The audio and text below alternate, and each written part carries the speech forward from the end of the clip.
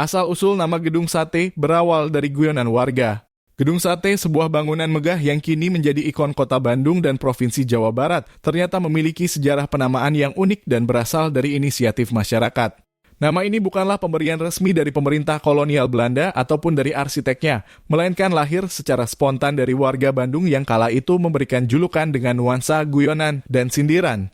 Pembangunan Gedung Sate dimulai pada tahun 1920 dan difungsikan sebagai kantor Departemen Verkeer en Waterstaat atau Departemen Pekerjaan Umum pada masa pemerintahan kolonial Hindia Belanda.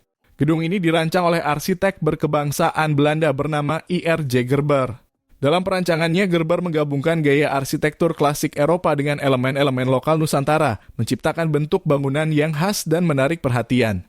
Salah satu ciri paling mencolok dari Gedung Sate adalah ornamen di puncaknya yang menyerupai tusuk sate, yaitu sebuah menara kecil berbentuk tumpeng bertingkat dengan 6 buah bola di ujungnya. Bentuk ini menjadi inspirasi utama dalam pemberian nama Gedung Sate oleh masyarakat Bandung. Pada masa itu, warga mengalami kesulitan menyebut nama resminya yang panjang dan berbahasa Belanda. Sebagai bentuk sindiran terhadap penggunaan bahasa asing di pusat kota yang seharusnya merepresentasikan identitas lokal, warga mulai menyebut bangunan ini dengan istilah yang lebih sederhana dan mudah diingat, yakni Gedung Sate. Penamaan ini berkembang secara alami dari percakapan warga sehari-hari. Istilah Gedung Sate mulai tersebar melalui interaksi informal seperti obrolan di warung kopi, pasar, dan ruang-ruang publik lainnya. Penyebutan tersebut berlangsung secara oral tanpa diketahui siapa pencetus pertamanya. Namun karena penyebutan ini begitu populer dan melekat di masyarakat, akhirnya nama Gedung Sate menjadi identitas resmi bangunan tersebut mengalahkan nama aslinya yang digunakan dalam dokumen-dokumen administratif pemerintahan kolonial. Ornamen tusuk sate yang menjadi simbol utama bangunan tidak hanya memiliki nilai estetika, tetapi juga menyimpan makna simbolik terkait dengan biaya pembangunan gedung tersebut.